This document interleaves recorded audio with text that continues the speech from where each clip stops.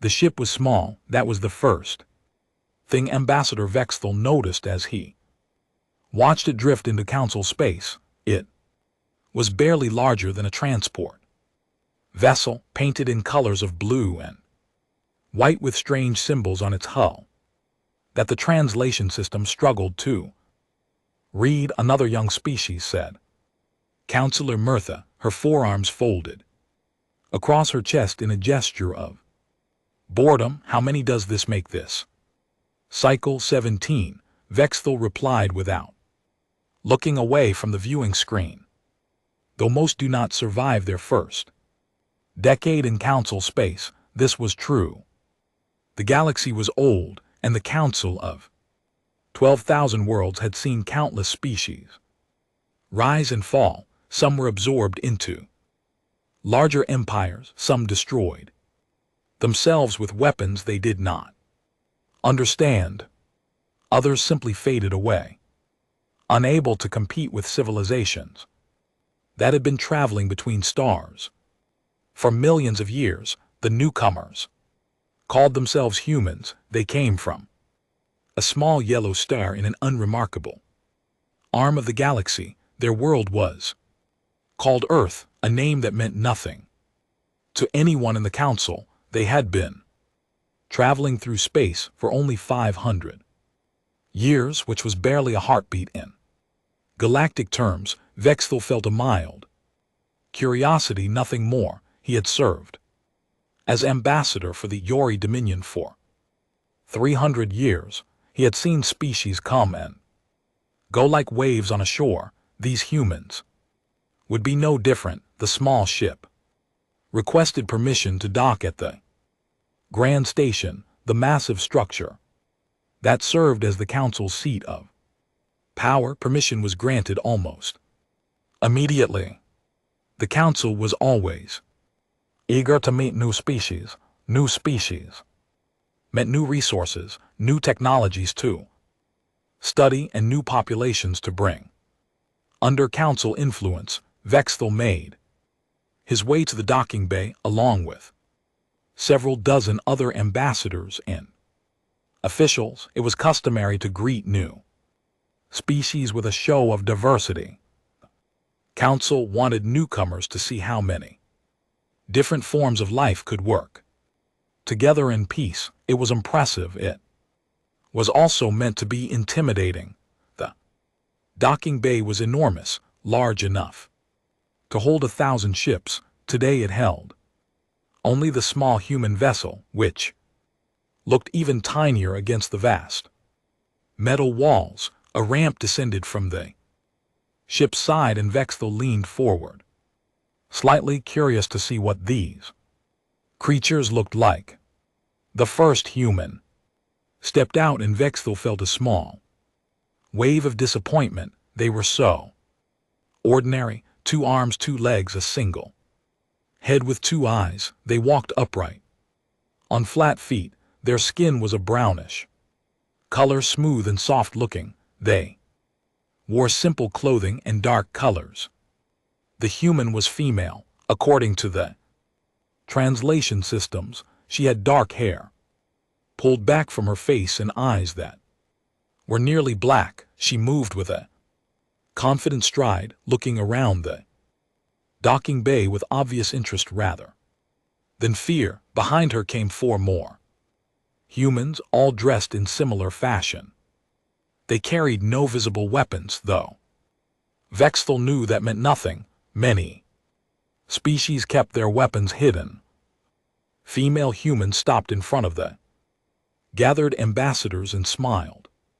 It was a strange expression. She pulled her lips back from her teeth, showing flat white squares arranged in rows. Vexthal had seen many species display their teeth as a threat, but the human's body language suggested friendliness, not aggression. Greetings, she said, and the translation implants in every listener's brain converted her words into their native languages.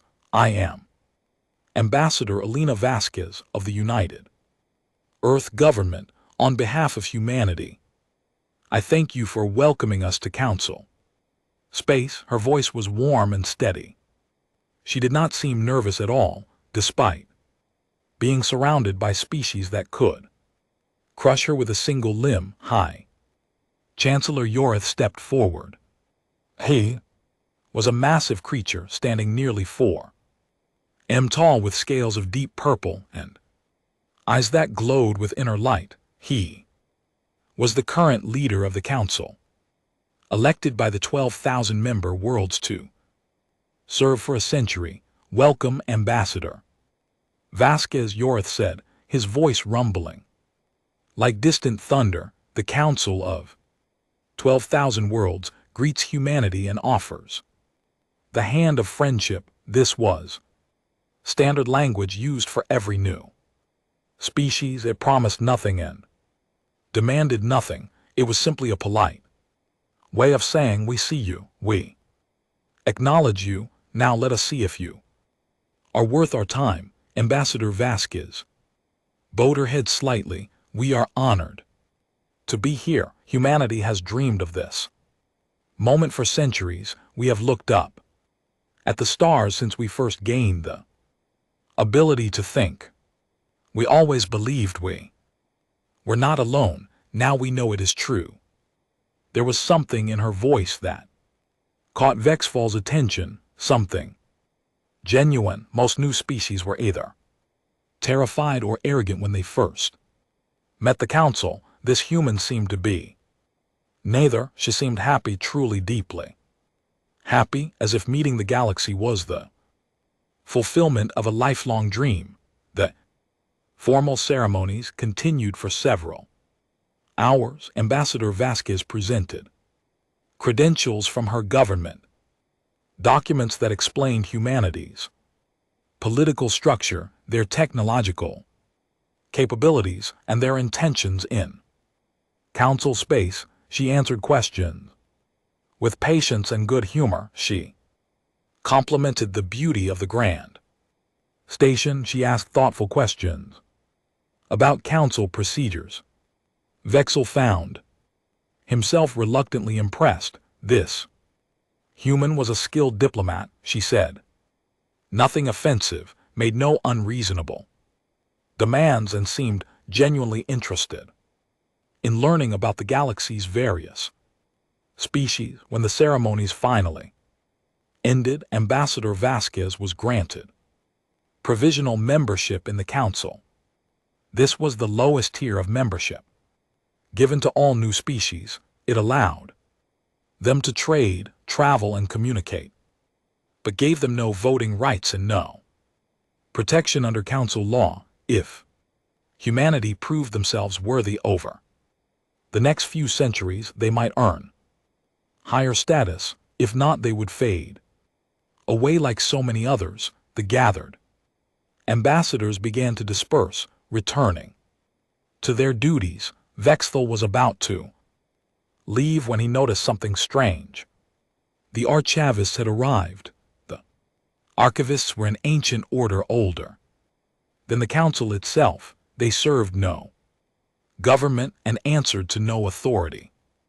Their only purpose was to collect and preserve knowledge. They maintained vast libraries on a hidden world containing the histories of every species that had ever existed in the galaxy. Most archivists stayed in their libraries, rarely venturing into the wider galaxy. To see even one at a diplomatic ceremony was unusual. To see the chief archivist himself was almost unheard of. Chief Archivist Kulth was ancient, even by the standards of his long-lived species. His body was thin and frail, covered in gray scales that had faded with age, but his 7 eyes were sharp and bright, flickering with intelligence that had been accumulating for thousands of years. He approached Ambassador Vasquez, slowly, his walking staff clicking against the metal floor. The human woman turned to face him, her expression curious but not alarmed. Ambassador Vasquez Kulth said, his voice thin and Ready, I wish to ask you a question. About your home world, of course, she replied with another of those strain, tooth-showing smiles. I'm happy to share information about Earth, your world's coordinates. Kav said they were listed in your credentials. I wish to confirm them. This was an odd request. The coordinates had already been verified by council systems, but Ambassador Vasquez simply nodded and recited a string of numbers that meant nothing to Vexthal. Kaveth listened carefully, then he pulled out a small device and entered the numbers. He stared at the screen for a long moment. Vexthal watched the old archivist's face. He had learned to read many species over his long career, and what he saw now troubled him. Kaveth's 7 eyes had gone wide. His thin body had become very still. The scales on his neck had turned a shade paler. These were signs of shock, deep, profound. Shock. Is something wrong, Ambassador? Vasquez asked, noticing the archivist's reaction. Kulf did not answer. He looked at the human woman as if seeing her for the first time. His eyes traveled slowly over her form, studying her face, her hands, the way she stood. There was something in his gaze that Vexthal could not identify. It might have been disbelief. It might have been fear. Archivist Kaveth, Vexthal said, stepping forward. Is there a problem? The old archivist seemed to shake himself out of a trance. He looked at Vexthal, then back at the human, then at his device. No, he said, but his voice was not steady. No problem. I simply need to verify something in the archives. Please excuse me. He turned and walked away without another word. His pace was faster than it had been. When he arrived, his walking staff clicked rapidly against the floor.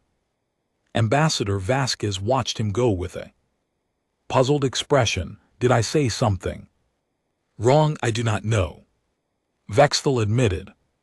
The archivists are strange creatures. They know things that others do not. Sometimes this knowledge troubles them.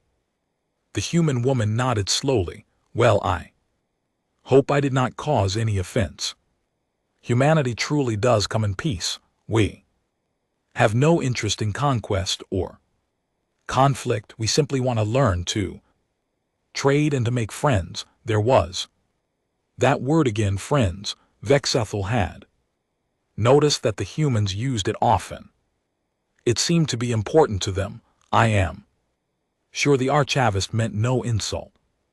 Vexthal said, perhaps your world's coordinates reminded him of something from the ancient records. The archivists have information dating back millions of years. Much of it is incomplete or mysterious. Ambassador Vasquez smiled. Again, that's fascinating. I would love to learn more about these archives. Someday, humanity treasures knowledge. It's one of our core values. The conversation continued for a while, longer before Ambassador Vasquez was escorted to the quarters that had been prepared for the human delegation. Vexthal returned to his own chambers, but he could not stop thinking about the archivist's reaction. He had known Kaveth for over 2 centuries in all. That time he had never seen the old scholar show such obvious distress. The archivists dealt with ancient secrets and forgotten histories. They were trained to remain calm no matter what they discovered. What could possibly be in the records about Earth that would shake Kulf so badly? Vexthal decided it was probably nothing. The archivists were known for overreacting to historical curiosities. Perhaps Earth occupied the same coordinates as some long-dead civilization, and Colt was simply surprised by the coincidence. He put the matter out of his mind and Focused on his duties, the next few days passed normally. Ambassador Vasquez and her team attended various meetings and social functions. They were polite, friendly, and eager to learn. The humans asked many questions about council procedures, trade agreements, and cultural customs. They shared information about their own world freely. Vexithel learned that Earth was a small planet with a single moon. It had large oceans and varied climates. The humans had evolved there over millions of years, eventually developing intelligence and technology. They had fought many wars among themselves before finally uniting under a single government. Now they had set out to explore the galaxy. It was a common story. Many species followed similar paths. There was nothing remarkable about humanity's history, and yet Vexthel could not shake a growing sense of unease. He noticed that other officials seemed to share this feeling. The archivists in particular had become unusually active. He saw groups of them hurrying through the corridors of the Grand Station, carrying ancient data, crystals, and speaking in hushed voices. Chief Archivist Kulf had not been seen since his strange reaction at the welcoming ceremony on the 5th day after humanity's arrival. Vexthel received an urgent summons. He was ordered to report to the High Council chamber immediately. The message came with the highest priority seal, indicating a matter of extreme importance. When he arrived at the chamber, he found it already filled with the most powerful beings in the galaxy. All 12 of the ruling species were represented. High Chancellor Yorth sat at the center of the great table, his glowing eyes troubled in their standing. Before the assembly was Chief Archivist Kulf. The old scholar looked terrible. His scales had turned almost white. His 7 eyes were bloodshot and unfocused. He looked like he had not slept since the day of humanity's arrival. Thank you all for coming, Yorth said, his deep voice heavy with concern. The Chief Archivist has brought us information that requires our immediate attention. Archivist Kulf, please proceed. The ancient scholar took a shaky breath. In his hands he held a data crystal that pulsed with pale light. It was old, very old. Vexthel could see the marks of age on its surface. Honored counselors, Kulf began, his voice thin but steady. I have spent the past 5 days searching the deepest archives. I have accessed records that have not been opened in millions of years. I have found information that was deliberately hidden by our predecessors, sealed away, warnings that were never meant to be ignored. He paused, looking around the chamber at the assembled leaders. The world that humans call Earth has another name, a name given to it long before humanity existed, a name given to it by the first civilization, the ancient beings who seeded life across this galaxy before vanishing into the void. The chamber was absolutely silent.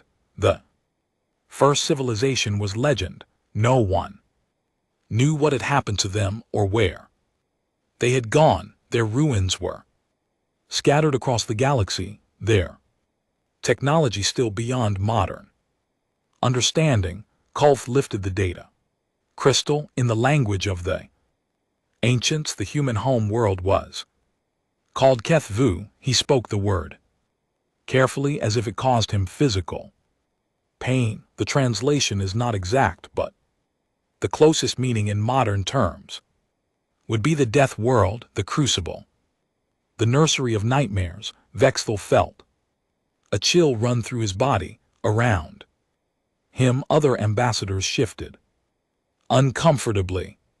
I do not understand, said Counselor Murtha. What does this mean? Kulf lowered his head. When he looked up again, there was something in his eyes that Vexel had never seen before.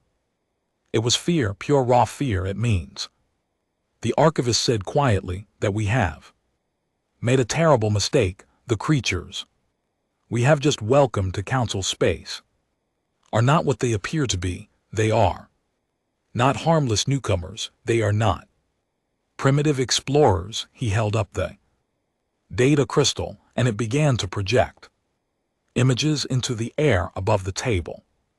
Images of a blue and green world, images of strange creatures, images of violence and death and survival against impossible odds. The humans are they. Children of Kethvu, Kavith said. They are the survivors of the most deadly world in the known galaxy. They are the nightmare that the first civilization fled from, and now honored counselors. They are here among us, asking to be our friends. The images continued to play, showing scenes that would haunt Vexthel's dreams for the rest of his life, and in that moment everything the galaxy thought it knew about humanity changed forever. The archives of the first civilization were kept in the deepest level of the archivist home world. Few living beings had ever seen them. The records were so old that most species had forgotten they existed. Kulf had spent 5 days without sleep, searching through these ancient files. His assistants had begged him to rest, but he could not after what he had discovered when he first checked the coordinates of the human home world. The first civilization had been the greatest empire the galaxy had ever known.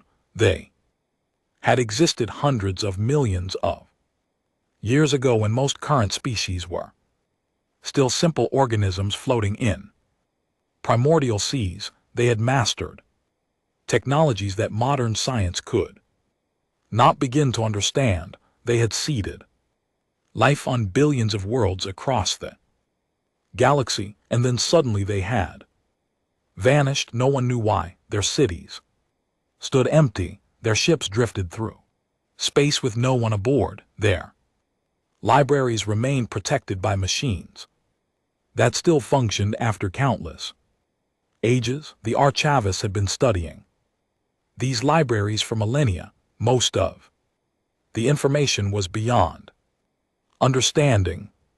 The first civilization had spoken in concepts that no modern mind could grasp, but some records had been translated. Some secrets had been uncovered. The file on Kethvu was one of these secrets. It had been sealed with warnings in 17 different languages, all now extinct. The seals themselves were dangerous to break, protected by security systems that could destroy an entire planet, but Kulf had the authority and the knowledge to open them. He wished now that he had not. The file was massive, containing millions of years of observations and data. The first civilization had watched the world called Kethvu with great attention. They had recorded everything that happened there, from the first simple life forms to the emergence of the creatures now called humans. Kulvith had read only a small portion of the file. It was enough. The first civilization had not simply seeded life on Kethvu. They had designed the planet as an experiment. They wanted to see what would happen if life was forced to evolve under the most extreme possible conditions. The planet's axis was tilted at a severe angle, causing dramatic seasonal changes. Some regions froze solid while others burned under intense radiation. The climate shifted constantly, unpredictably. Ice ages came and went. Deserts became oceans. Forests became wastelands. The planet's geology was equally violent. The surface was broken into massive plates that moved and collided, creating earthquakes, volcanoes and tsunamis. Mountains rose and fell, continents drifted across the globe. No landscape remained stable for long. The atmosphere itself was dangerous. It contained a highly reactive gas called oxygen, which caused metal to rust and organic matter to burn. The planet's magnetic field was unstable, allowing harmful radiation from its star to reach the surface. Star itself was variable, going through cycles of increased and decreased output. Any one of these factors would have made most worlds uninhabitable. Keith Vu had all of them at once, and yet life had thrived there, not simply survived, but thrived with a violence, an intensity that the first civilization had never seen before. The file contained detailed records of the creatures that evolved on Keith Vu. KVTH had forced himself to read through them, growing more horrified with each page. There were creatures that had evolved to produce electricity and used it to stun their prey. There were creatures covered in armor that could deflect almost any attack. There were creatures that could regenerate lost limbs, creatures that could survive being frozen solid, creatures that could go without water for years. There were parasites that took control of their hosts' minds, forcing them to behave in ways that helped the parasite spread. There were viruses that could mutate so quickly that no immune system could keep up with them. There were bacteria that could eat rock, metal, even radioactive waste. Every creature on Keth was engaged in a constant war for survival. Prey animals evolved speed, camouflage, toxins, and armor. Predators evolved greater strength, sharper senses, more sophisticated hunting strategies. The competition never stopped. The arms race never ended. The first civilization had watched this biological warfare with fascination and growing concern. They had seeded many worlds with life, but none had produced such aggressive, adaptable organisms. KVU was different. Kevu was special. Keith Vu was dangerous. The file included observations about many specific creatures. Kavith had made notes on the ones that disturbed him most. There were ocean predators called sharks that had existed in essentially the same form for over 400 million years. They were so perfectly designed for killing that evolution had found no way to improve them. They could sense the electrical fields of living creatures from great distances. They could smell a single drop of blood in vast amounts of water. They went into a feeding frenzy when they detected prey attacking anything that moved. There were reptiles called crocodiles that had survived multiple extinction events. They could go for months without eating, then consume prey larger than themselves in a single meal. They killed by grabbing their victims and spinning rapidly, tearing off chunks of flesh in a technique called the death roll. There were insects called army ants that moved in colonies of millions. They stripped everything in their path, consuming any organic matter they encountered. Other creatures fled before them or were devoured. Even the largest predators avoided them.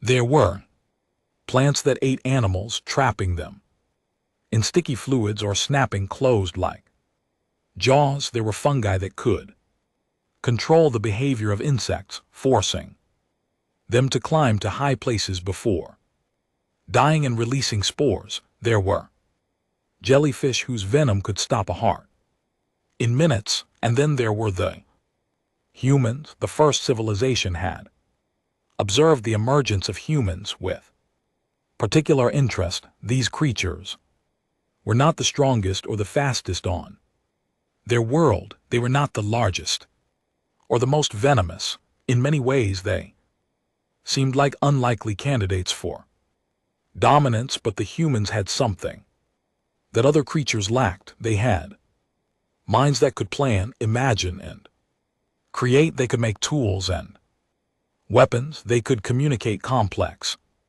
ideas. They could work together in large groups, coordinating their actions toward common goals. Most importantly, they could adapt to almost anything. Filed, documented human survival strategies that seemed impossible. They could pursue prey over vast distances, simply following until the animal collapsed from exhaustion and heat. They called this persistence hunting. No other predator on any known world used this technique. It required a level of endurance that was almost supernatural. They could survive in almost any environment. They lived in frozen tundra, burning deserts, dense jungles, and open grasslands. They survived floods, droughts, fires, and plagues. When disasters killed large portions of their population, the survivors simply rebuilt and continued.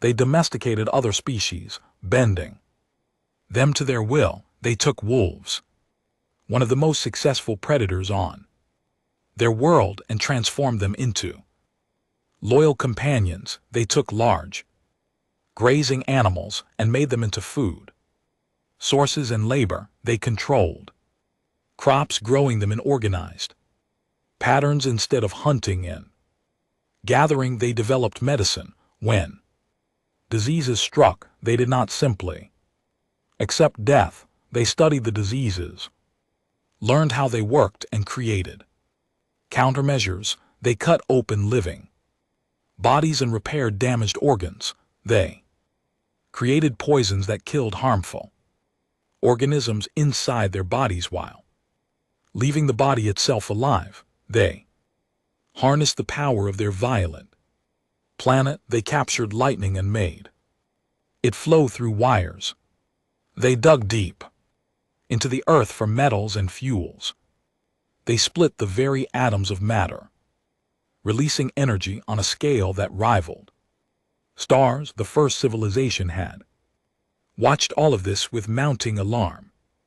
They had created KVU as an experiment to see what extreme conditions would produce. They had not expected this.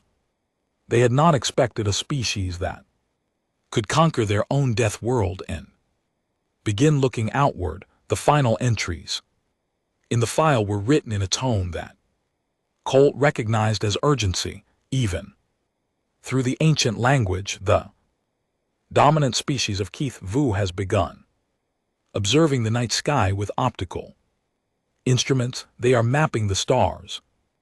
They are theorizing about the nature of the universe. They are beginning to understand that other worlds exist. The dominant species has launched artificial objects into orbit around their planet. They are testing the boundaries of their world, preparing to move beyond it. Dominant species has sent members of their kind beyond the atmosphere of their planet. They have walked on their moon. They are already planning expeditions to nearby worlds. The final entry was dated shortly before the first civilization's disappearance. It was written in a format that suggested an official proclamation, something meant to be preserved for future generations. This record is being sealed. All information regarding KTH-VUL is classified at the highest level. All observation of the planet is to cease immediately. All contact is forbidden. The experiment has produced results beyond our worst projections. The dominant species of KTH-VU represents a threat to galactic civilization that cannot be adequately expressed in words. They are the ultimate product of the most hostile environment we have ever created. They are persistence predators, With advanced intelligence and unlimited adaptability, we have decided to withdraw from this region of space. We will leave no trace of our presence that the Kethel species might detect. We will seal these records so that future civilizations might be warned. If you are reading this, it means the KVU species has survived and expanded into space. We do not know what they will become or what they will want. We only know what they are, the children of a death world, forged in endless struggle, unstoppable in their determination to survive. We are leaving. We recommend you do the same. Do not make contact. Do not attempt communication. Do not reveal yourself to them. Pray they never find you. The file ended there. Kaveth had sat in the dark archives for a long time. After finishing his initial review, his mind struggled to process what he had read. The implications were too vast, too terrible to fully comprehend. The humans were not simply another young species finding their way into the galaxy. They were the nightmare that had driven the most powerful civilization in history to flee. They were the product of millions of years of violent evolution, honed into the most adaptable, most determined, most dangerous creatures in existence, and the Council had just welcomed them with open arms. Kulf had immediately begun gathering more evidence. He needed to present his findings to the Council in a way they would understand. The ancient records were compelling, but they were also abstract. The Council members were practical beings. They needed to see concrete proof. He found this proof in the cultural materials that humans had provided as part of their diplomatic package. They had shared vast amounts of information about themselves, apparently seeing no reason to hide anything. They had included historical records, scientific data, and entertainment media. It was the entertainment media that proved most useful. The humans had something called nature documentaries. These were recordings of life on Earth, presented for educational and entertainment purposes. They showed Earth's creatures in their natural habitats, hunting, fighting, surviving. Kav watched these documentaries with horror. The ancient records had been clinical, detached observations. Documentaries were vivid and immediate, showing the reality of life on a death world in brutal detail. He saw predators tearing prey apart while it was still alive. He saw parasites bursting from the bodies of their hosts. He saw venomous creatures injecting toxins that caused agonizing death. He saw the constant, endless competition for survival that defined existence on Earth, and he saw humans treating all of this as normal. The narrators of these documentaries spoke in calm, pleasant voices, as if describing a garden rather than a war zone. The audiences apparently found this content entertaining. Children watched these programs, this more than anything else convinced Kulf of the danger. The humans did not see their world as horrifying. They saw it as home. The violence and death that would traumatize any other species was simply background noise to them. He also studied human history. This was perhaps even more disturbing than their biology. Humans had spent most of their existence fighting each other. They had developed increasingly sophisticated weapons, from sharp rocks to nuclear bombs. They had created and destroyed empires. They had committed atrocities that defied comprehension. They had nearly wiped themselves out on multiple occasions, and yet they had survived.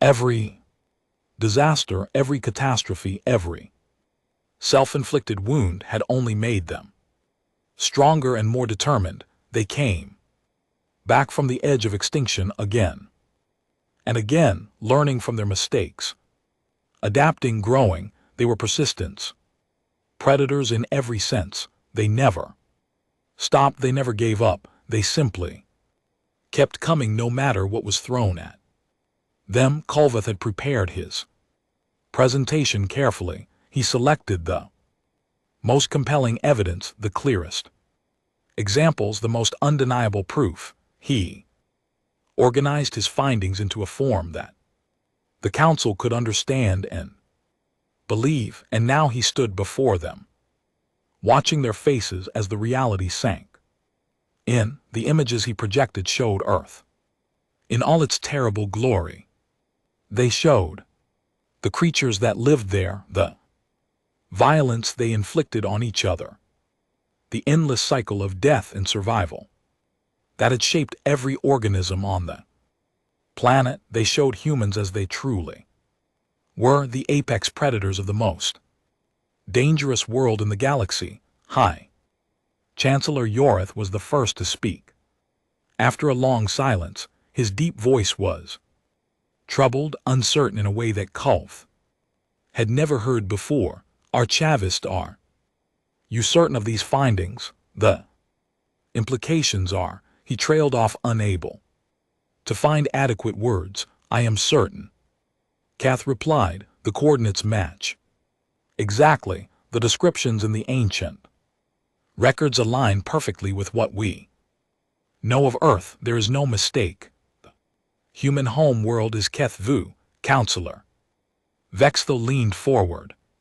But the humans seem so harmless. They smile, they speak of peace and friendship. They have shown no aggression since their arrival. That is precisely what makes them so dangerous. Culveth said they have learned to mask their nature. They have developed social behaviors that allow them to cooperate, to form alliances, to present a friendly face to potential threats while assessing their weaknesses. He pulled up another image, showing a human smiling widely. This expression, which they call a smile, involves displaying their teeth. In most species, showing teeth is a threat.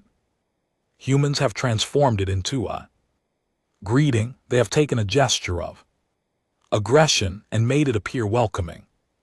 The council members shifted uncomfortably. They do the same thing with their other predatory features.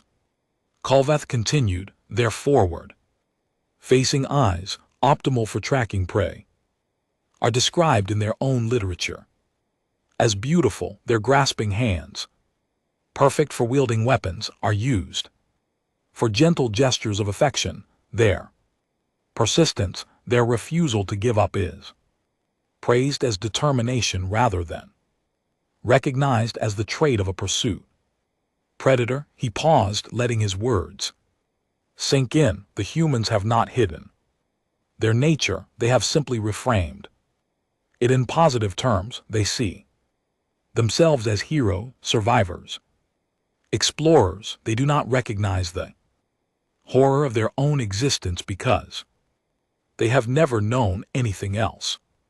High Chancellor Yorith rose from his seat. His massive form cast a shadow across the chamber.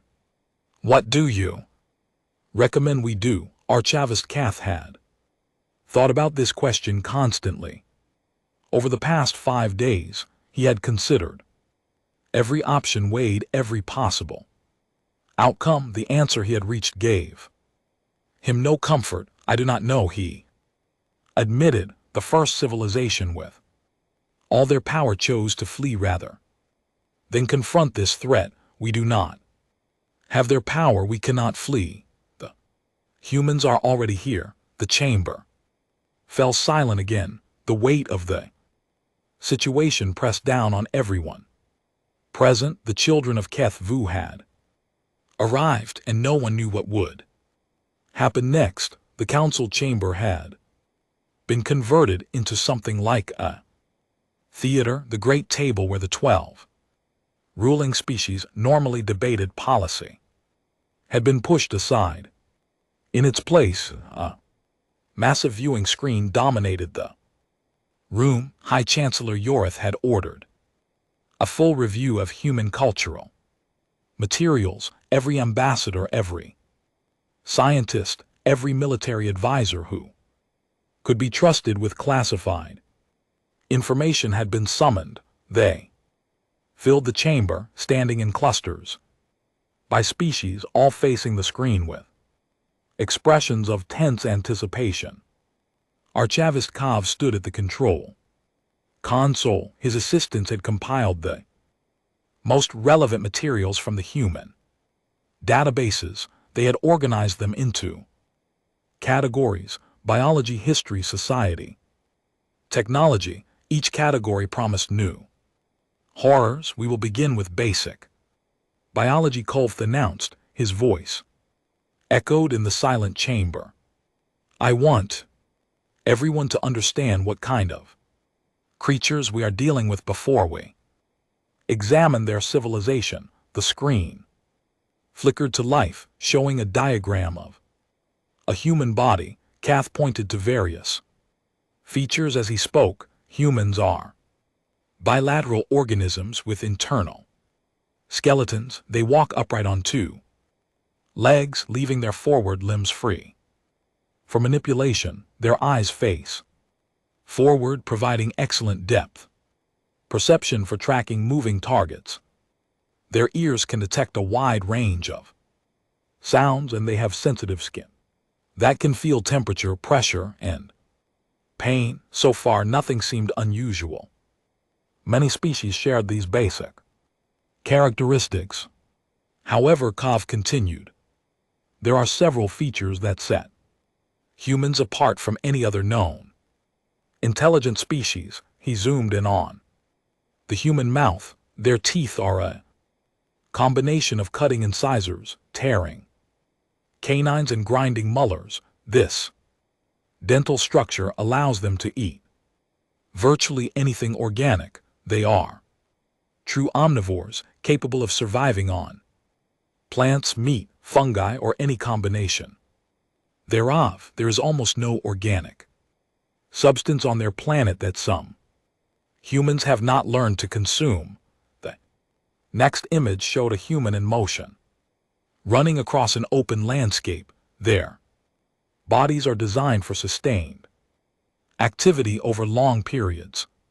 They have an extremely efficient cooling system based on sweating, which allows them to remain active when other animals would collapse from heat buildup. They can travel vast distances on foot, walking or running for entire days without stopping. Video began to play. It showed a group of humans pursuing a large four-legged animal across a dry savanna. The animal was faster than the humans, easily outpacing them in short bursts, but the humans did not stop. They kept following, tracking, walking, and jogging for hours under a blazing sun. Eventually, the animal collapsed. It lay on the ground, chest heaving, too exhausted and overheated to move. Humans caught up to it and killed it with simple weapons. This is called persistence hunting. Kulv explained. Humans do not need to be faster than their prey. They do not need to be stronger. They simply need to keep following until the prey cannot run anymore. They will walk their prey to death. Murmurs rippled through the assembled observers. The concept was disturbing in its simplicity. Most predators relied on speed, strength, ambush. The idea of a predator that simply refused to stop, that would follow for hours or days until its prey collapsed from exhaustion, was deeply unsettling. There is more, Kulith said. Watch carefully. The screen showed another video, this time of humans engaged in activities they apparently did for entertainment. Humans running for dozens of kilometers in organized races, humans lifting enormous weights, humans swimming across vast distances of open ocean, humans climbing frozen mountains, humans fighting each other with their bare hands in structured competitions. Humans regularly push their bodies to the point of failure for recreation. Kulf noted they call this sport. They celebrate individuals who can endure the most punishment. This is not viewed as unusual or disturbing in their culture. It is considered admirable. The video changed again, showing something even more alarming. Human lying on a table while other humans cut into their body with metal instruments. This is human medicine, Kov said. When a human is injured or diseased, other humans will cut them open and repair the damage directly. They remove diseased organs and replace them with healthy ones taken from other humans. They implant mechanical devices to assist failing hearts. They reconnect severed nerves and blood vessels with tiny stitches. Several observers made sounds of disgust. The idea of opening a living body and manipulating its internal organs was deeply disturbing to most species. It gets worse, Kulvath said. When humans develop cancerous growths, they do not simply accept death. They fight back using methods that would kill any other species. Screen showed images of humans undergoing treatment, hairless patients lying in hospital beds connected to machines that pump toxic chemicals into their blood. They inject themselves with poisons designed to kill rapidly dividing cells. The poisons kill the cancer, but they also damage the patient's own body. Humans endure nausea, weakness, hair loss, and organ damage. Many die from the treatment itself. Those who survive are considered victorious. Another image showed humans lying under large machines that emitted invisible radiation. They also expose themselves to radiation. The same radiation that causes cancer can be used to destroy it if applied carefully. Humans deliberately burn their own bodies with radiation to kill tumors. Then they heal and continue living. Counselor Mirtha spoke up, her voice shaking slightly. They poison and burn themselves and they survive. Many do. Kulf confirmed their bodies have remarkable healing abilities. Broken bones will mend, damaged tissue will regenerate. Their immune systems can learn to recognize and destroy invaders that they have never encountered before.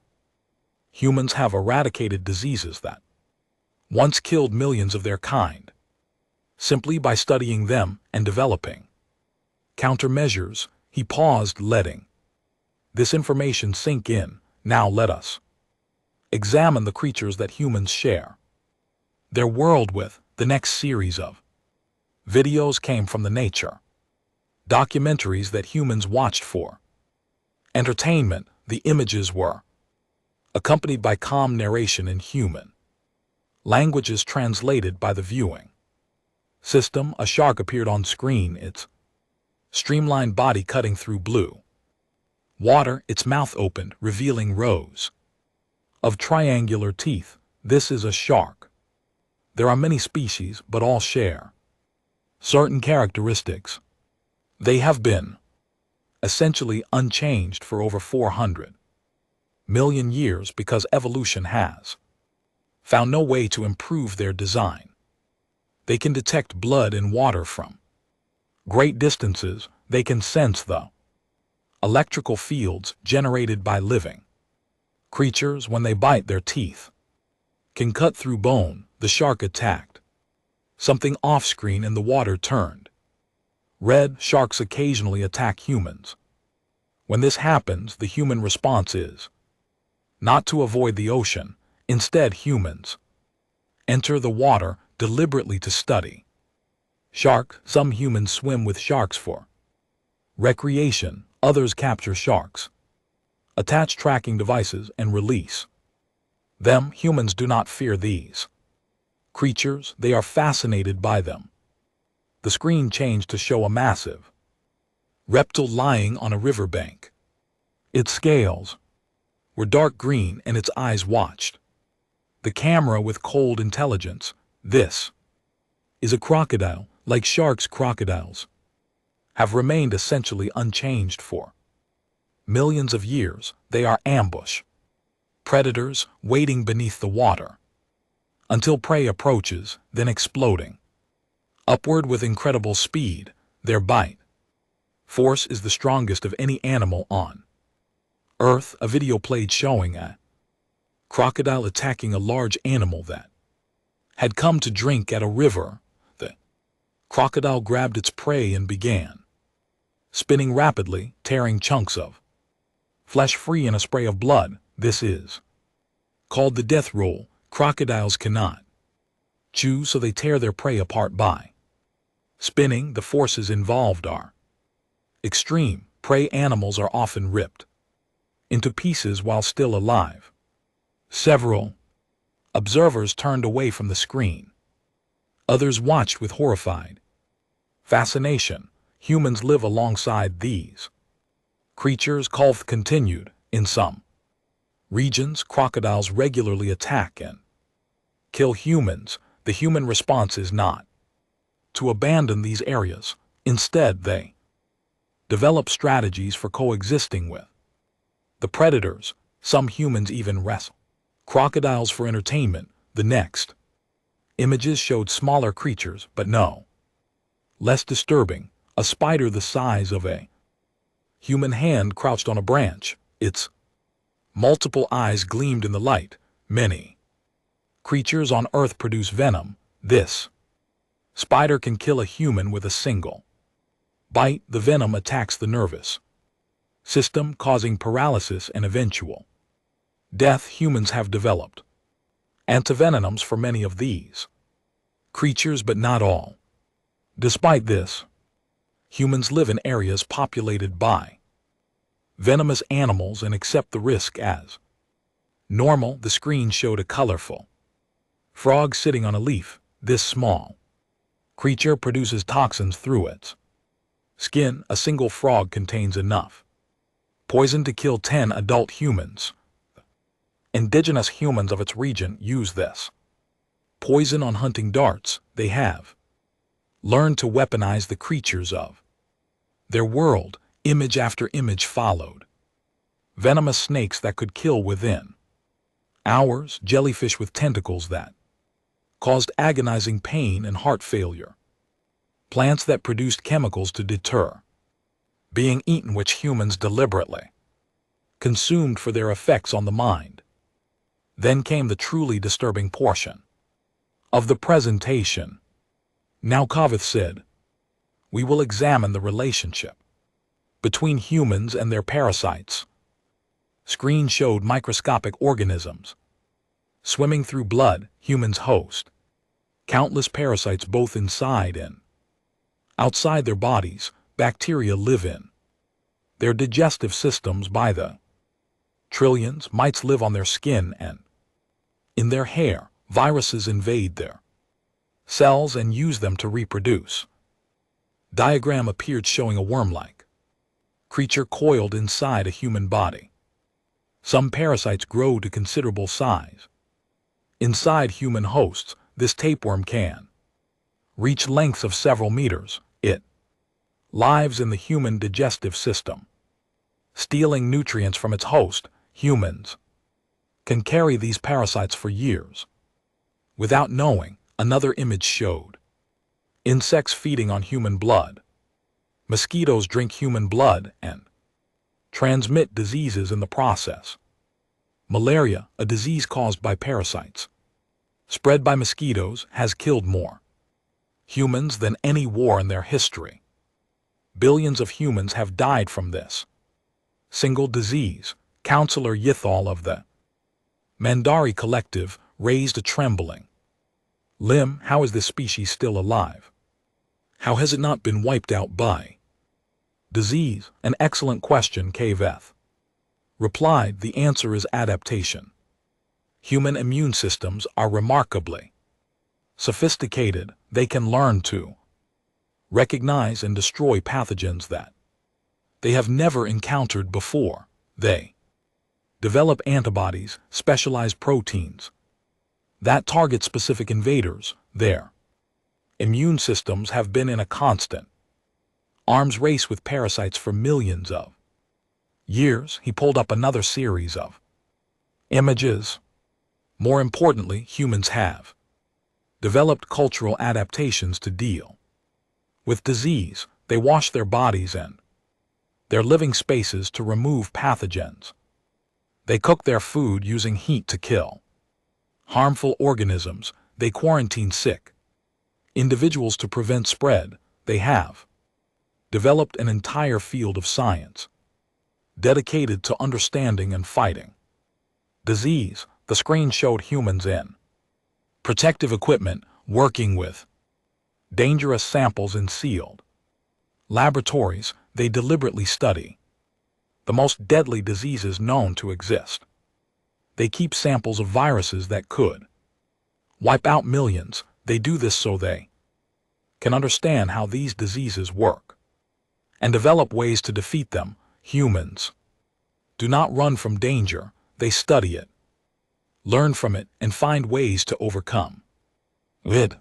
The presentation continued for hours. The observers learned about human history, the endless wars and conflicts that had shaped their civilization. They saw images of human weapons from simple clubs to nuclear bombs. They learned about human social structures, the complex hierarchies and alliances that allowed billions of individuals to work together. They learned about human psychology, the way humans formed emotional bonds with each other and with other species, the way they adopted predators as companions, sleeping in the same rooms as creatures that could easily kill them, the way they explored dangerous places simply because they were curious, the way they created art and music and stories, even in the midst of suffering. By the time the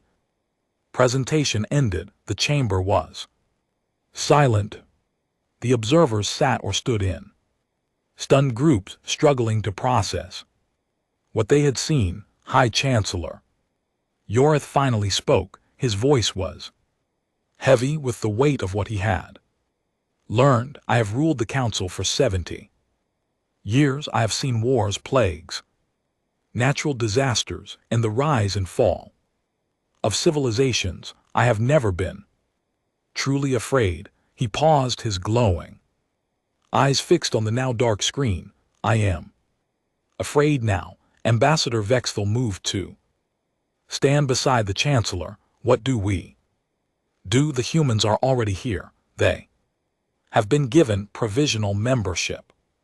They expect us to welcome them as equals. They are not our equals, said General Krixal, the Supreme Commander of Council Military Forces. They are predators from a death world. We should treat them as the threat they are.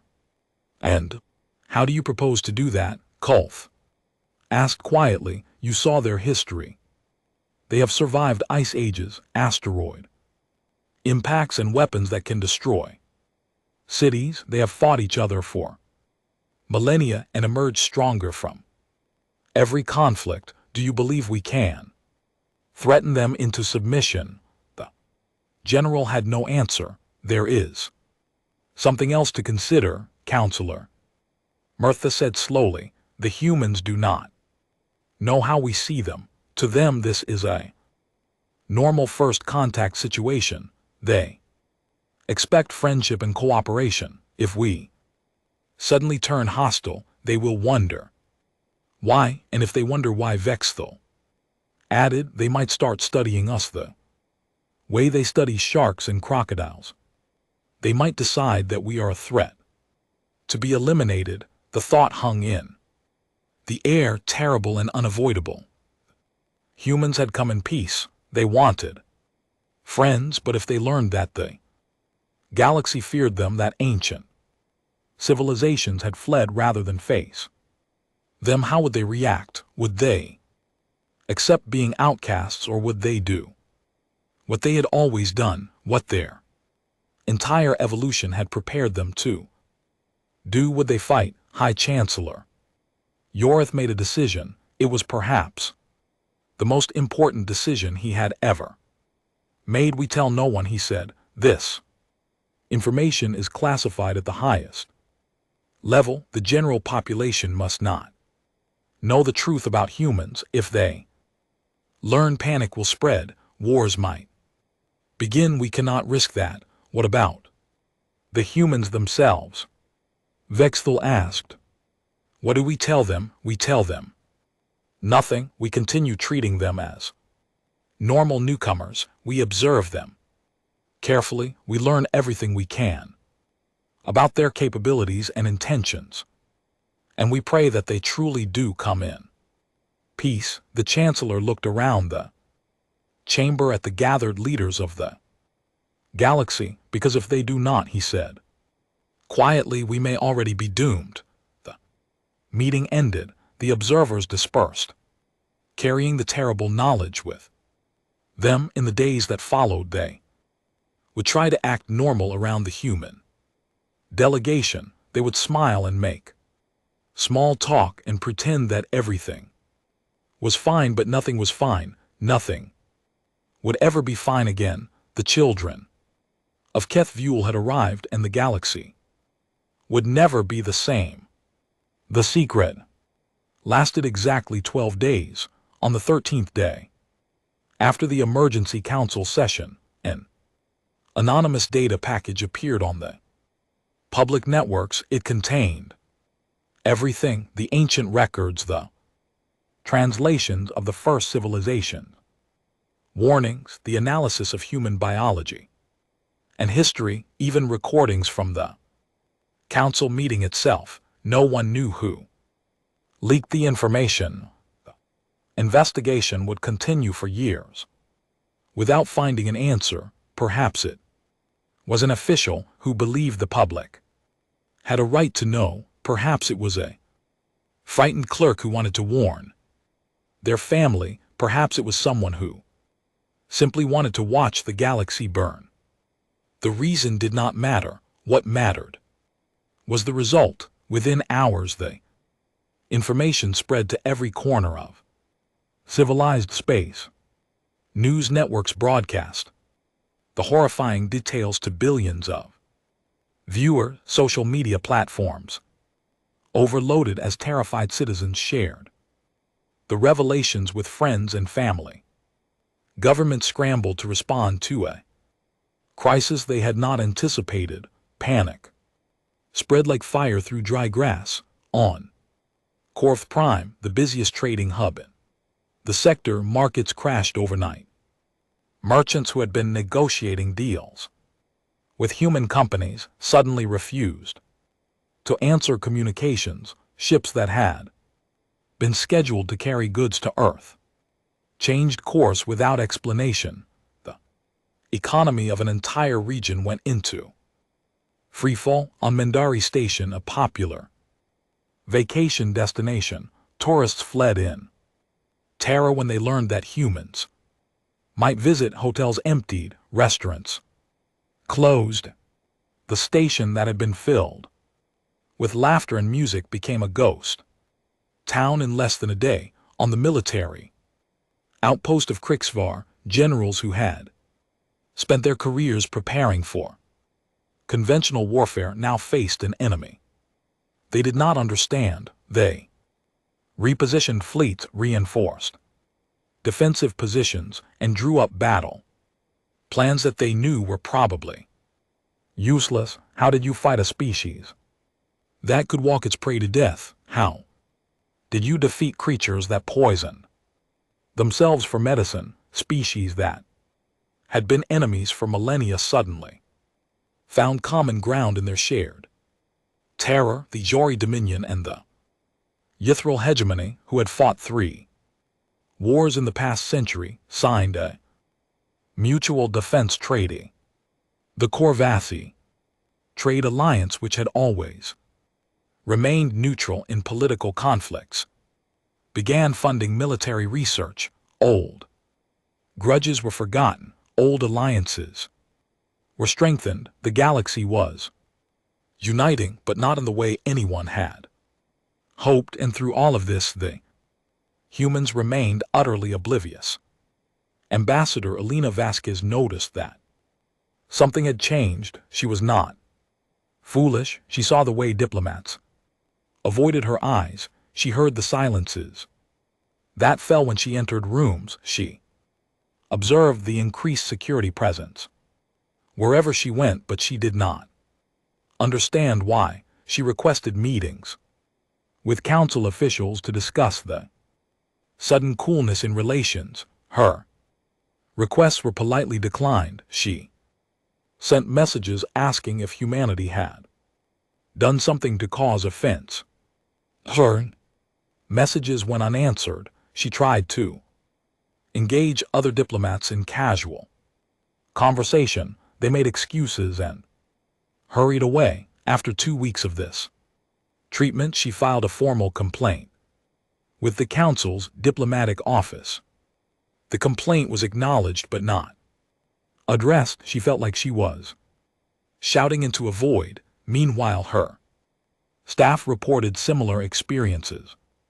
Human scientists who had been invited to collaborate with galactic researchers found their invitations withdrawn. Human traders who had been negotiating business deals watched their partners disappear. Human tourists who visited alien worlds were met with stares, whispers, and obvious fear. A human engineer named David Chen had perhaps the most confusing experience. He had been hired to help repair a power plant on a Mendari colony world. When he arrived for his first day of work, he found the facility abandoned. His co-workers had all called in sick. The plant manager had resigned overnight. He stood alone in an empty building, wondering what he had done wrong. He eventually figured out how to do his job. Without help, he fixed the plant by himself, working double shifts for 3 weeks. When he left, the Mendari government sent him a bonus payment of twice his agreed salary. The message that accompanied the payment thanked him for his service and requested that he never return. David Chen went home, confused but richer. He never did learn why everyone had been so afraid of him. Similar stories accumulated across the galaxy. Humans who tried to make friends found themselves isolated. Humans who tried to help found themselves avoided. Humans who asked questions found themselves met with nervous silence. Most dramatic incident occurred on Corv Station 6, a large orbital platform that served as a waypoint for travelers. Human family was visiting, parents with 2 young children, part of a tourist group exploring the galaxy. When the family walked through the station's public areas, other travelers literally fled from their path. Vendors closed their stalls. Parents grabbed their children and ran. Security officers followed the family at a distance, weapons drawn but not aimed, clearly terrified but trying to maintain order. The human parents were completely bewildered. Their children, a boy of 7 and a girl of 5, did not understand why no one wanted to play with them. The little girl started crying because a group of alien children had screamed and run away when she waved at them. The family cut their vacation short and returned to Earth. In their travel review, they mentioned that the galaxy seemed unfriendly and suggested that other human tourists might want to wait a few years before visiting. They never knew that their presence had triggered a security alert that almost resulted in the station being evacuated. The fear of humans manifested in different ways depending on the species and culture. The Alori, who prided themselves on rationality and scientific thinking, approached the human threat analytically. They studied every piece of information available, created detailed profiles of human capabilities, and developed contingency plans for various scenarios. Their military conducted war games simulating human attacks. Their scientists worked on countermeasures for human persistence. Hunting, their psychologists studied human social patterns, looking for weaknesses to exploit. The Yithril, a deeply spiritual species, interpreted the humans through their religious traditions. Many Yith believed that humans were a punishment sent by the gods. Temples filled with worshippers praying for protection. Religious leaders preached that the galaxy must atone for its sins to avoid the wrath of the Death World children. The Korvasi, practical merchants who cared primarily about profit, calculated the economic impact of the human arrival. They determined that trade with humans could be enormously profitable, but the risks were too great. They implemented policies restricting human commerce, arguing that it was better to lose potential gains than to invite disaster.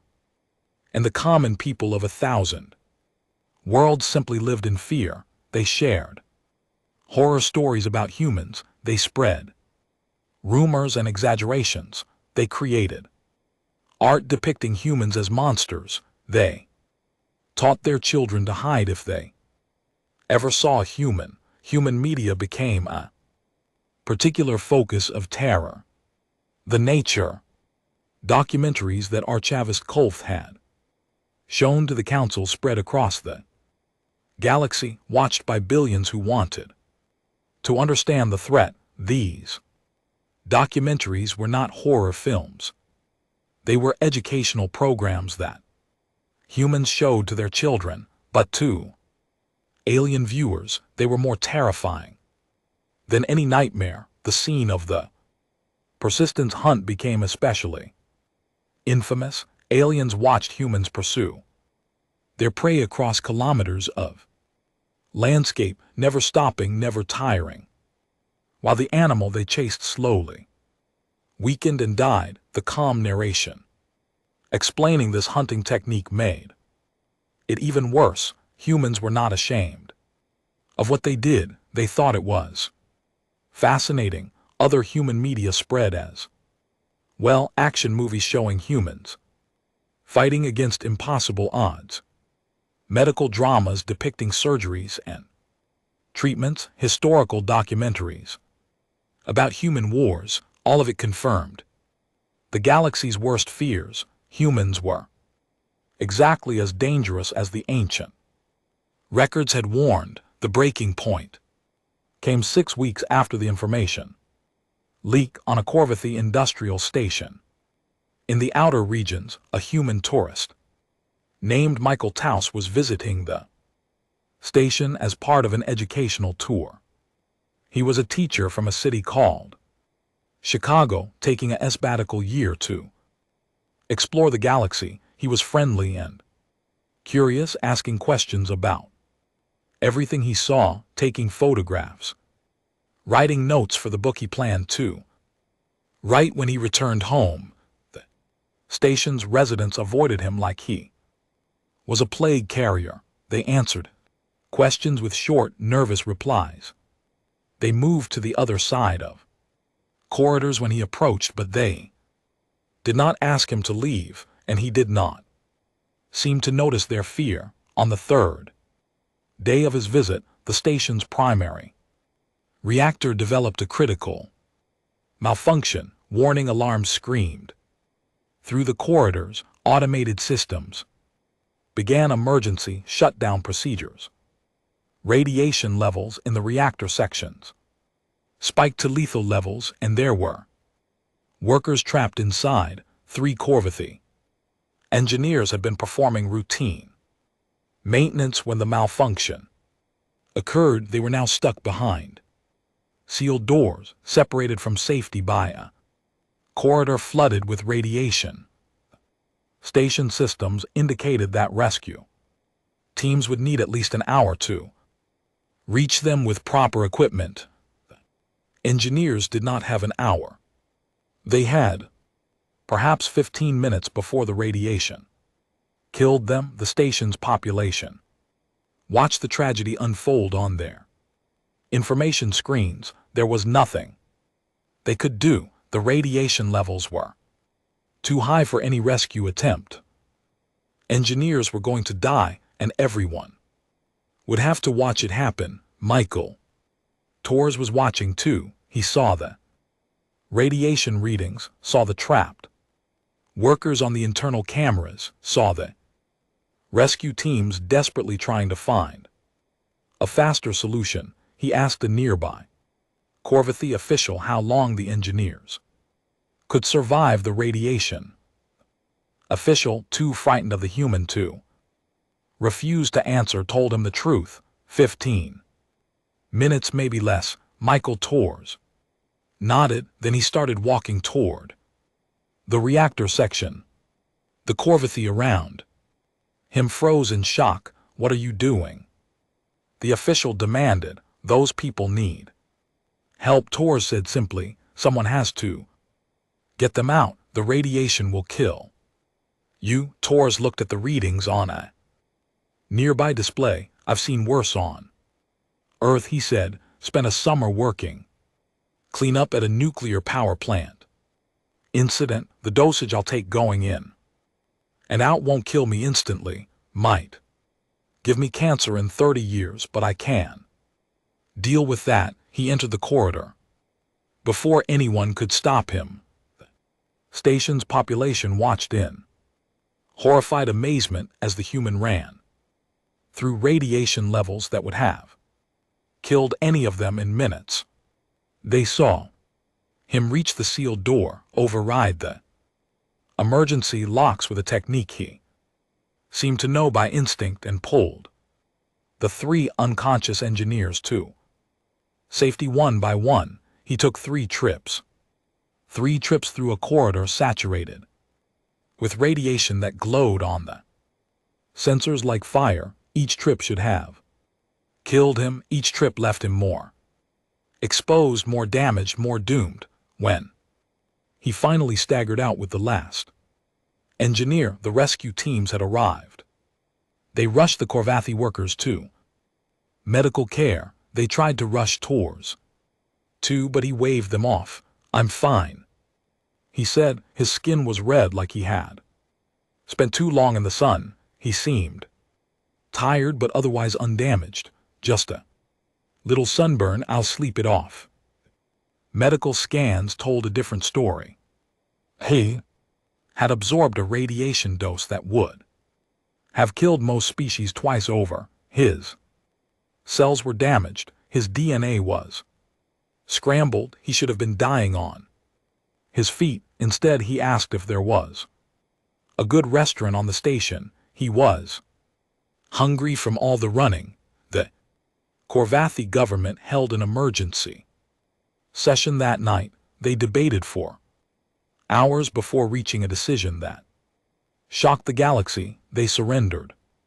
The formal document was transmitted to Earth the following morning. It offered unconditional surrender to humanity, ceding all Corvathi territory, resources, and populations to human control. The document praised humanity's strength and mercy, begging for kind treatment of the Corvathi people. The United Earth government was utterly confused by this message. They were not at war with the Corvathi. They had never threatened the Corvathi. They had barely even heard of the Corvathi before receiving the surrender document. Ambassador Vasquez tried for 3 days to explained that humanity did not accept surrenders from people they were not fighting. The Korvathi government responded with increasingly desperate pleas, offering more territory, more resources, anything to appease the death world conquerors. Finally, a frustrated Vasquez managed to arrange a direct conversation with the Korvathi Prime Minister. She asked as calmly as she could, why in the name of all that was holy the Korvathi thought humanity was conquering them. The Prime Minister stared at her through the communication screen.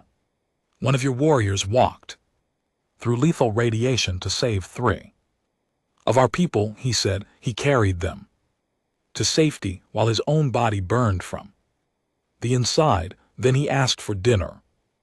Vasquez was silent for a moment. That was Michael Torres. He's not a warrior. He's a high school teacher. The Prime Minister's face went pale. A teacher. You give your children to someone who can survive lethal radiation, Mr.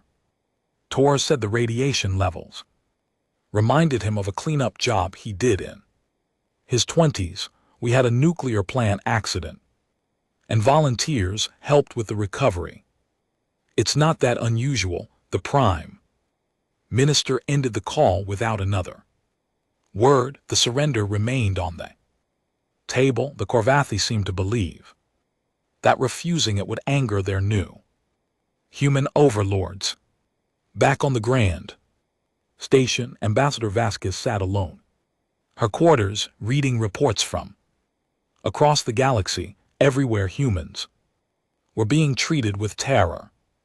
Everywhere their attempts at friendship were being rejected. Everywhere they were seen as monsters. She did not understand why. She was a diplomat. She had spent her career building bridges between peoples. She believed in communication, cooperation, and mutual understanding. But how could you communicate with people who ran away?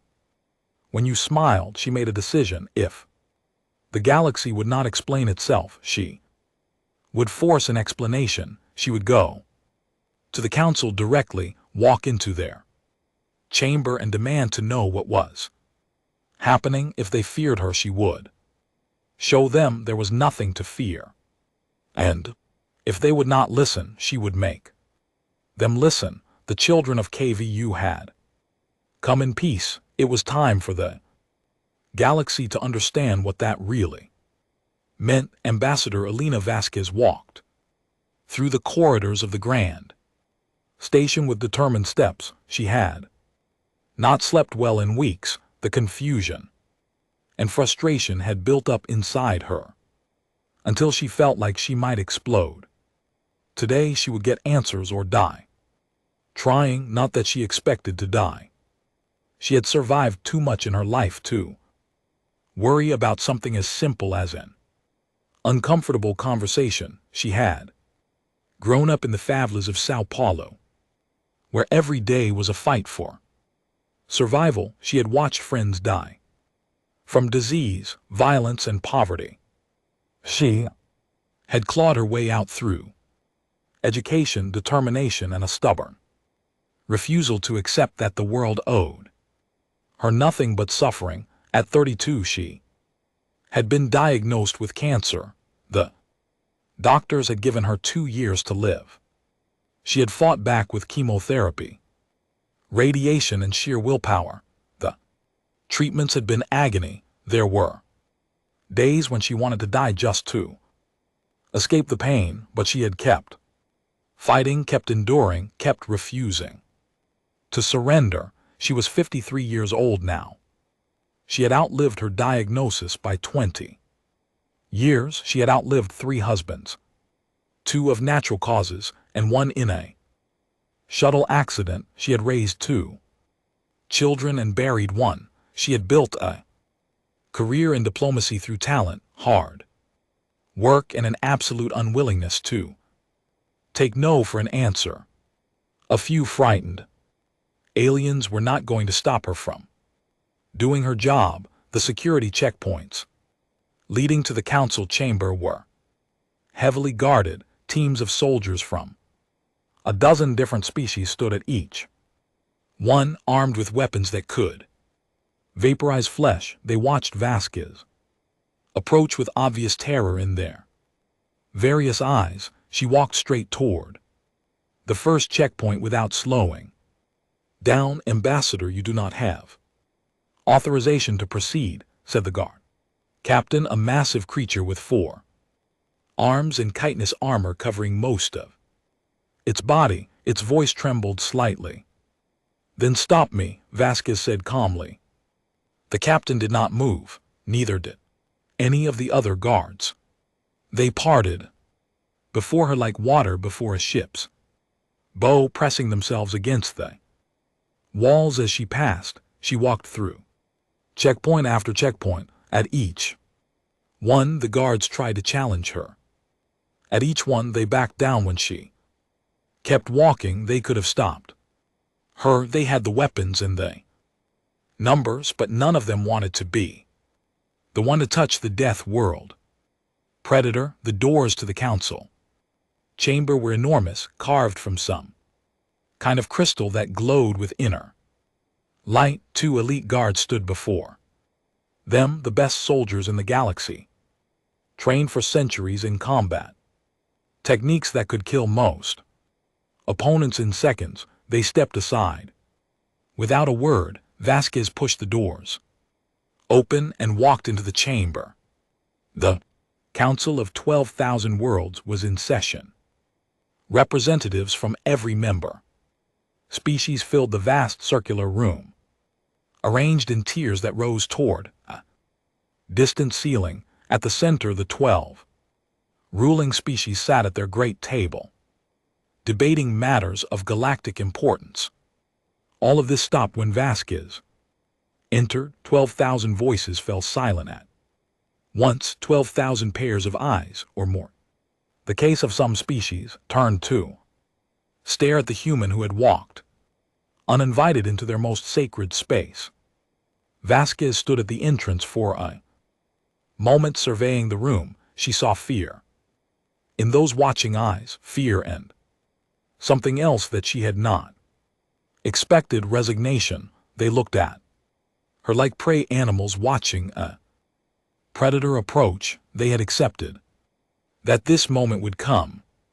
They had been waiting for the children of Kethvu to show their true nature, to abandon the pretense of friendship and reveal themselves as the conquering monsters they surely must be. Vasquez felt something shift inside her. The frustration that had driven her here began to transform into something else. Understanding, she walked slowly toward the center of the chamber. Representatives scrambled out of her path, climbing over seats and pushing each other aside in their desperation to get away from her. Some made sounds of distress. A few fled through emergency exits. The rest pressed themselves against the walls, trying to be invisible. By the time she reached the great table, almost a third of the chamber had emptied. The 12 ruling representatives remained frozen in their seats, watching her with expressions that ranged from terror to despair. High Chancellor Urith rose from his place. His massive form cast a shadow across the table. His glowing eyes met hers, and in them she saw the weight of terrible knowledge. "Ambassador Vasquez," he said, his deep voice carefully controlled, "you were not expected." "I noticed," she replied. "I've been trying to get a meeting for 3 weeks. It seemed easier to just show up." A sound rippled through the remaining representatives. It might have been nervous laughter. It might have been whimpers of fear. Vasquez looked around the chamber, taking in the scene. Thousands of intelligent beings, representatives of civilizations that had existed for millions of years, cowering before a single human woman who had simply walked through their security, because no one was willing to touch her. I came here to ask why everyone is afraid of us, she said. I think I already know the answer. She turned back to the Chancellor. You found the old records, didn't you? The ones from the first civilization, the ones that talk about our world.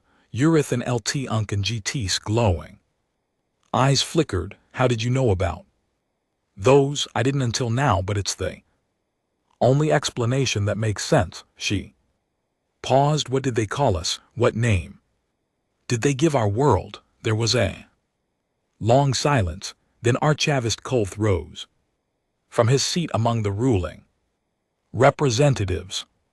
The ancient scholar looked exhausted. His scales faded and his 7 eyes dim with fatigue, but his voice was steady when he spoke. They called your world KTHVU.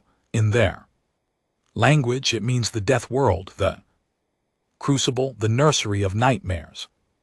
Vasquez nodded slowly. And what did they say about us? They said to run. They said to never make contact. They said that you were the most dangerous species they had ever created, the product of the most hostile environment in the galaxy. Kulith's voice dropped. They said to pray you never found us. Chamber was absolutely silent. Every being present was watching the exchange, waiting to see what the human would do.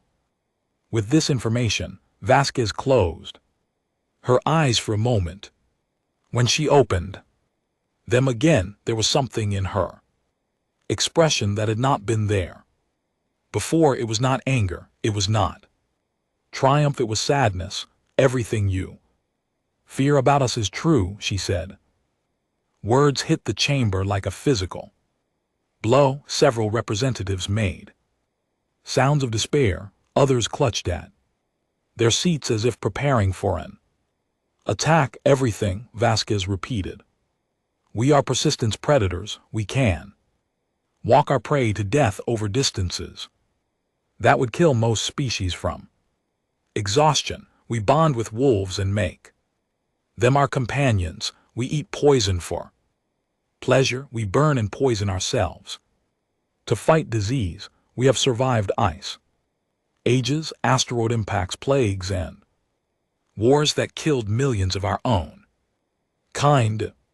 She began walking slowly around the great table, and the ruling representatives shrank back as she passed. Our world tried to kill us every day for millions of years. It threw everything it had at us: disease, predators, climate change, natural disasters, and we survived it all. We didn't just survive, we conquered. We tamed the wolves and the horses. We learned to grow our own food. We built cities that could withstand earthquakes and storms. We developed medicine that could cure diseases that once wiped out entire populations. She stopped walking and turned to face the chamber. We are exactly as dangerous as you believe. We are the children of the death world. We are forged in fire and blood and constant struggle. There is nothing in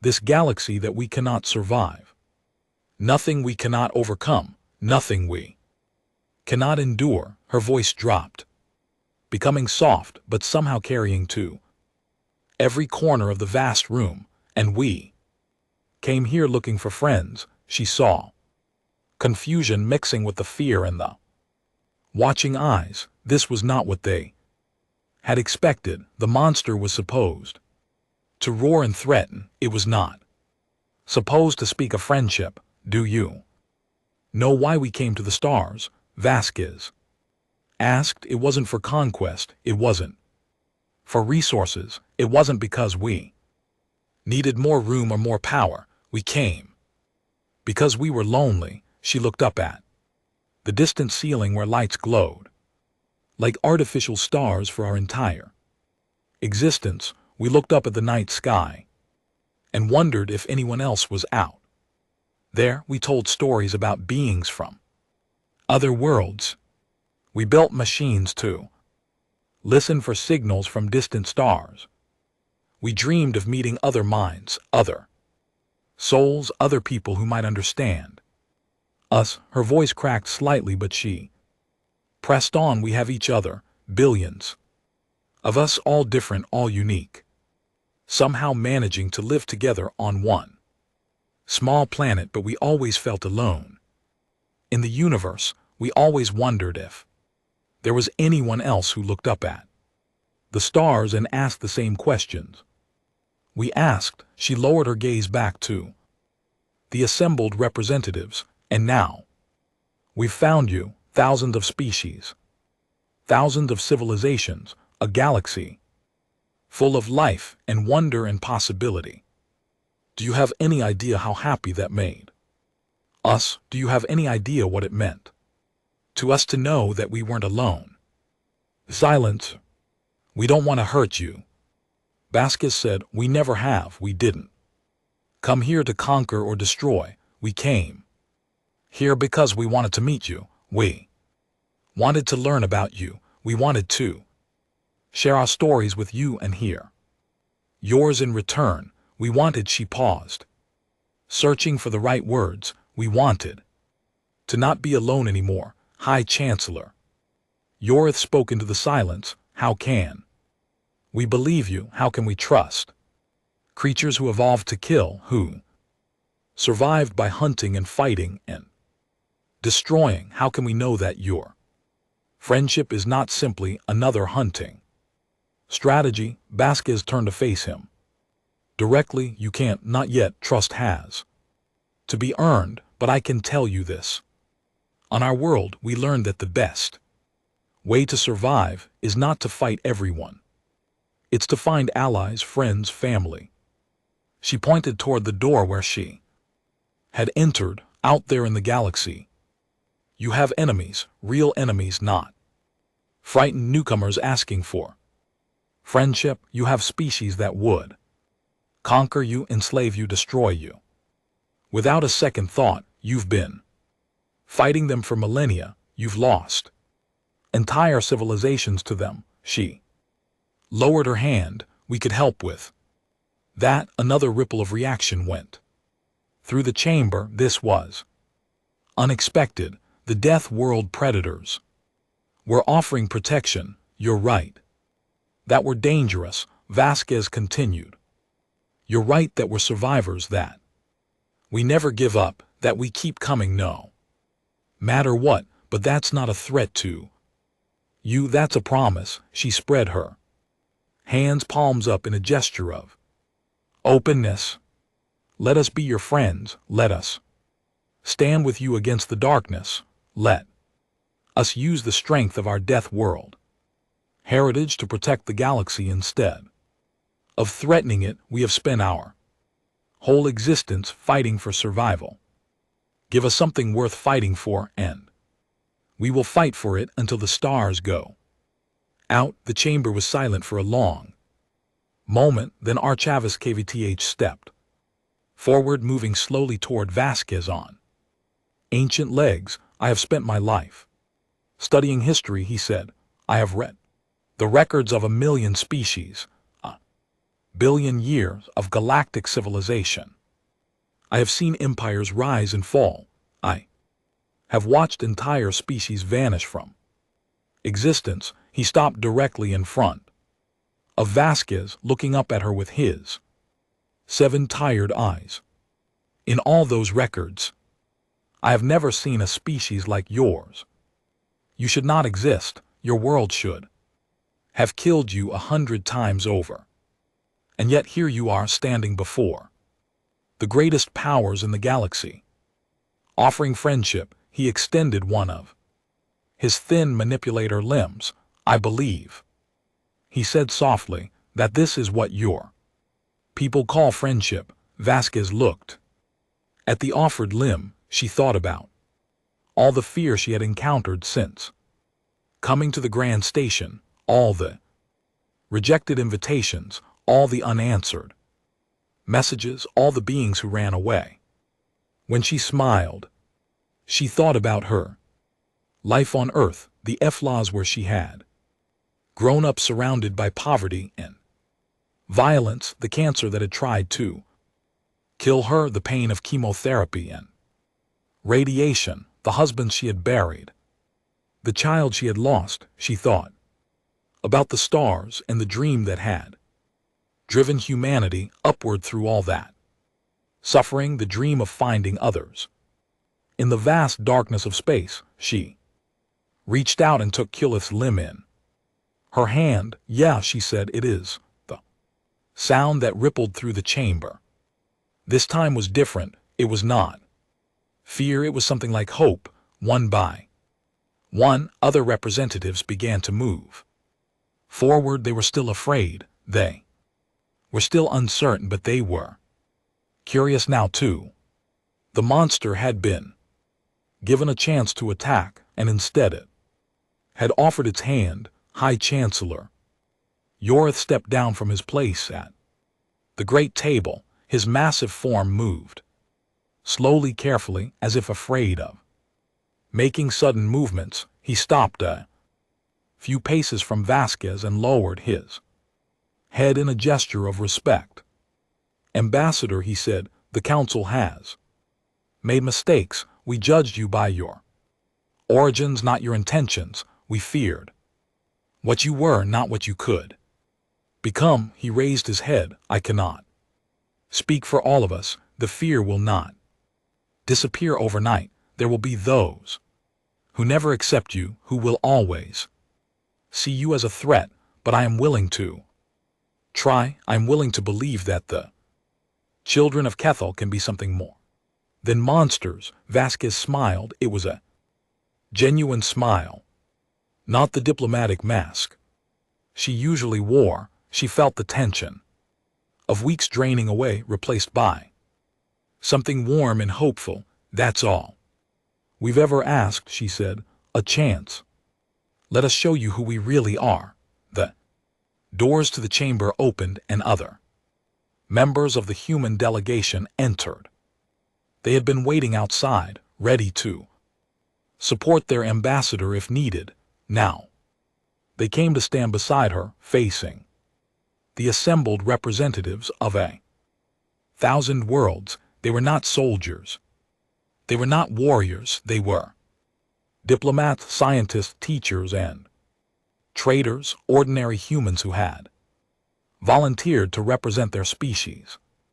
Among the stars, they were also the children of a death world, forged in fire, tempered by struggle, carrying the heritage of 1,000,000 years of survival in their bones, and they were smiling. Vasquez addressed the chamber one final time. The galaxy is a dangerous place. You know that better than we do, but you don't have to face it alone anymore. We're here now. We're not going anywhere, and if you let us, we will stand between you and the darkness. She paused, her voice dropping to something almost gentle. That's what friends do. The negotiations would take years. Treaties would be complex. The process of building trust between humanity and the galactic community would be long and difficult, filled with misunderstandings and setbacks. But in that moment, in the council chamber of the Grand Station, something changed. The galaxy looked at humanity and saw monsters. Humanity looked back and saw friends, and against all probability, against all the warnings of ancient civilizations and all the fears of modern ones, those two visions began to merge into something new. The children of KTHVU had come home to a family they had never known existed, and the galaxy, for the first time in its long history, had protectors who would never stop fighting, never give up, never surrender. The darkness was still out there, vast and hungry and waiting, but now so were the humans. And the humans were no longer alone.